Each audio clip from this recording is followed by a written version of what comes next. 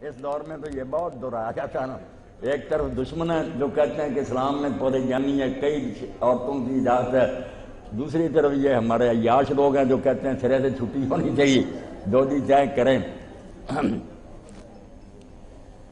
زیادہ شادیاں اگر کوئی اچھا کام ہوتا نا، آپ ذرا اس سے اندازہ کر رہے ہیں کہ حضرت فاطمہ رضی اللہ عنہ کی موجودگی میں حضرت علی رضی اللہ عنہ نے نکاح کا ارادہ کیا۔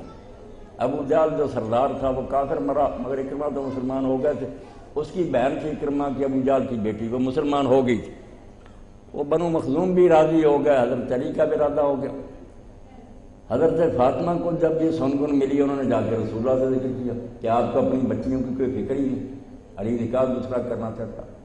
تو ہر شخص جانتا ہے کہ رسول اللہ نے خطبہ دیا، آپ نے کہا میں حلال کو حرام نہیں کر سکتا، حرام کو حلال نہیں کر سکتا، جو حلال ہے حلال ہی ہے۔ مگر علی صاحب سن لے کہ ایک گھر میں اللہ کے رسول کی بیٹی اور اللہ کے دشمن کی بیٹی کا نکاح نہیں ہو سکتا، مسلمان ہو جانا الگ ہے، پرانی باتیں بھول جائیں گی۔ بس حضرت علی کے لیے اتنا ہی کافی ہے۔ فاطمہ کی زندگی میں پھر کسی دوسرے نکاح کا نہیں سوچا، بعد میں دیے۔ اس سے پتہ چلا کہ اگر یہ عام اتنا اچھا کام ہوتا، حضور اپنی بچی کے لیے اتنا فکر مند کیوں ہو، سوکر برداشت نہیں کی۔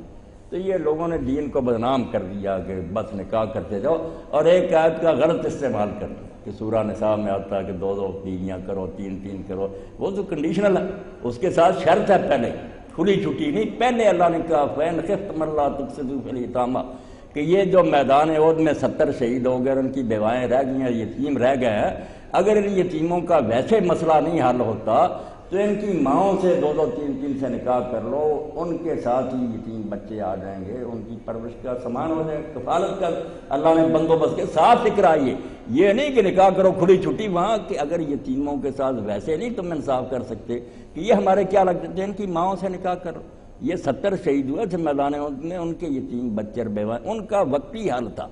یہ کوئی دین نے نہیں کہا تھا کہ بس یوں ہی کرتے جاؤ۔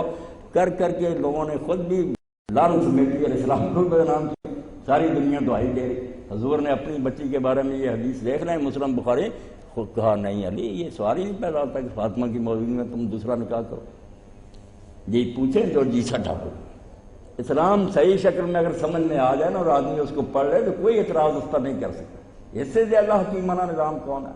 کانٹے کے توڑ اس میں باتیں بیان نہیں ہیں، صرف لوگ اس کو نہ سیکھتے ہیں نہ کوئی پوچھتے ہی ایسے۔ جی